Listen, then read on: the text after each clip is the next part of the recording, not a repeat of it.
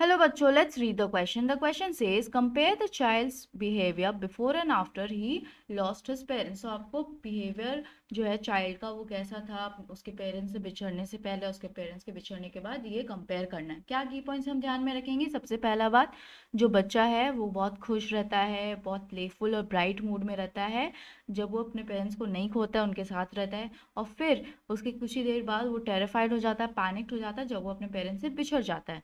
The child is in a happy, playful, bright mood before he loses his parents. He is terrified and panicked after he lost his parents. अब इसका answer क्या लिख सकते हैं हम? इसका answer ये लिख सकते हैं कि जो बच्चा है वो ब्राइट, चेयरफुल और प्लेफुल मूड में रहता है जब वो अपने पेरेंट्स के साथ रहता है before he loses his parents.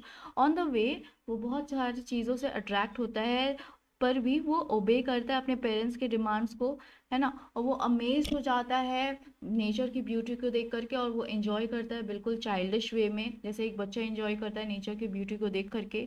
और वो सिक्योर फील करता है अपने पेरेंट्स के प्रेजेंस में और वो उनके रिस्पॉन्ड का वेट नहीं करता है जब भी वो कोई भी डिमांड कर रहा होता है.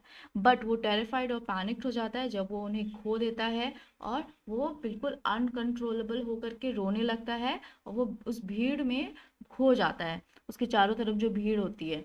और वो सारी चीज़ों को एक्सेप्ट करने से मना कर देता है जो भी चीज़ें उसे कुछ देर पहले चाहिए थी.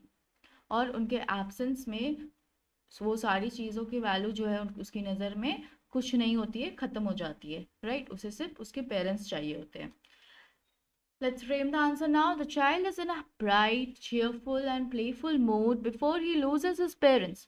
On the way, he is drawn to many things, but he always obeys his parents' command. He is awestruck by nature's beauty and enjoys it in his innocent way. He feels secure in the presence of his parents and he does not wait for them to respond when he makes demand. However, he is terrified and panicked after he lost his parents. He cries inconsolably and gets lost in a large crowd of people all around. He refuses to accept even those things that he had wanted a little while ago.